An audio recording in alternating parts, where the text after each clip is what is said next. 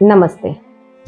Operation સિંદૂર શું છે એ જોવા અને જાણવા માટે ઓપરેશન સિંદૂરના બિલકુલ 15 દિવસ પહેલાની ઘટના એટલે કે પહેલગામ આતંકવાદી હુમલાની ઘટનાને આપણે ધ્યાનપૂર્વક જોઈશું અને સમજીશું આ નાનકડા એક વિડીયોની. સૌપ્રથમ વાત કરીએ કર્ણાટકના મિસ્ટર રાવની ફેમિલીની. મિસ્ટર રાવ પોતાની પત્ની અને પોતાના પુત્ર સાથે 46 વર્ષ સુધી ક્યાંય ફરવા ન ગયા હતા. તેમનું એક જ સપનું હતું કે કાશ્મીરમાં ફરવા જવું. તો તેઓ પોતાની પત્ની અને પુત્ર સાથે પહેલગામની અંદર ફરવા ગયા હતા. એ દિવસ હતો 22 એપ્રિલ 2025 અને સમય હતો બપોરના 1:30 કે જેની અંદર કેટલાક નવ દંપતી કે જે પોતાના હનીમૂન માટે ગયા હતા, તો કેટલાક લોકો પોતાના પરિવાર સાથે વેકેશનની મજા માણવા અને સુખદ સંભાળના એકઠા કરવા જઈ રહ્યા હતા. પરંતુ તેમને ક્યાં ખબર હતી કે આ જ દિવસ તેમના જીવનનો સૌથી દુઃખદ દિવસ બની જશે. આ ઘટનાની અંદર આતંકવાદીઓએ 28 લોકોને મૃત્યુને ઘાટ ઉતાર્યા કે જેની અંદર દરેક પુરુષ હતો અને તેમનો હેતુ પરિણીત મહિલાઓના સિંદૂરભૂષી વિધવા બનાવવાનો હતો.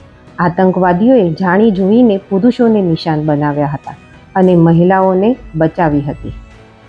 આતંકવાદીઓએ મહિલાઓને કહ્યું, ગો એન્ડ ટેલ મોદી, એટલે કે જજો અને મોદીને કહેજો. આ આતંકવાદીઓ દ્વારા કરવામાં આવતો હુમલો ફક્ત વ્યક્તિઓને મારવા સુધી સીમિત ન હતો, પરંતુ તેમનો મુખ્ય હેતુ ભારતની સાંસ્કૃતિક મૂલ્યો અને તેની પરિવાર ભાવનાને તોડવાનો હતો. અને આ આતંકવાદી હુમલાએ સમગ્ર ભારતને હચમચાવી નાખ્યું. પરંતુ આ હુમલાની સૌથી ભયાનક વાત એ હતી કે આતંકવાદીઓએ સામાન્ય નાગરિકોને બદલે એક વધુ મહત્વપૂર્ણ વસ્તુને નિશાન બનાવી અને સ્ત્રીઓના સિંદૂર ભૂસાયા.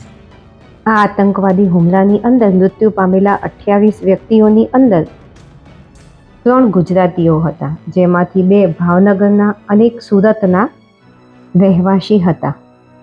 આ એ આતંકવાદીઓના સ્કેચ છે કે જેમણે કેટલીય સ્ત્રીઓના સિંદૂર ભૂસી નાખ્યા.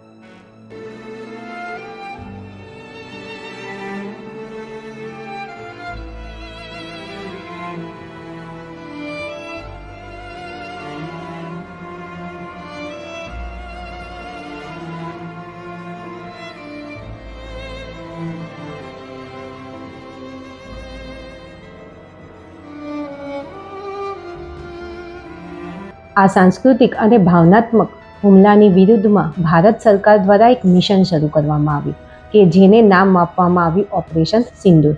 અને સૌથી મહત્વની વાત એ છે કે આ ઓપરેશનને લીડ કરે છે 2 લેડી કમાન્ડર, જેમાં એક છે કર્નલ સોફિયા કુરેશી અને બીજા છે વિંગ કમાન્ડર વ્યોમિકા સિંહ. આતંકવાદીઓને અને પાકિસ્તાની આવા ખરાબ કૃત્યો કરવાવાળાને ક્યાં ખબર છે કે ભારતીય વીરાંગનાઓ ફક્ત ઇતિહાસના પન્ના ઉપર નથી, પરંતુ હાલમાં પણ વર્તમાનમાં અસ્તિત્વ ધરાવે છે. અને એ જ વીરાંગનાઓનું એક પ્રતીક એટલે ઓપરેશન સિંદૂર.